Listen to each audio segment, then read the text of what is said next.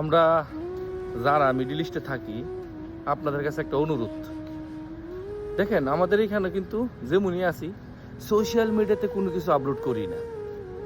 আপনারা যারা আছেন মিডল ইস্টে সোশ্যাল মিডিয়াতে ছবি ভিডিও আপলোড করার আগে হাজারবার চিন্তা করবেন। আমরা হচ্ছে গরিব মানুষ ভাই, আমাদেরকে পুলিশে ধরে লিয়ে গেলে গা ছুড়াইবার জন্য কেউ থাকতো না। দরকার আছে ফেসবুকে আপলোড দেওয়ার জন্য। যে হালতে আছেন কোনো কিছু সোশ্যাল মিডিয়াতে আপলোড দিয়ে না। প্রথম শুরুতে আমরাও জানতাম না, মানে টেনশনে আসছিলাম, কিছু হালকা পাতলা আপলোড দিছে, এখন আর দিই না। কারণ অনেক প্রবাসী যারা আছে ধীরে ধীরে জেলও দিতেছে। তো এই হচ্ছে আমার একটা অনুরোধ, অন্তত পক্ষে সোশ্যাল মিডিয়াতে কোনো কিছু আপলোড দিয়েন না।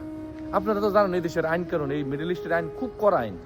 আর বিশেষ করে এই আইনের মধ্যে আপনার যদি কোনো কিছু উল্টাপাল্টা একটা সত্যি ওই নিউজ সত্যি, আপনার কাছে সব ভিডিও সত্যি ছবি সত্যি আছে, মানে আপলোড দিচ্ছেন, সব তুফান আপনার উপরে আয় পড়বো।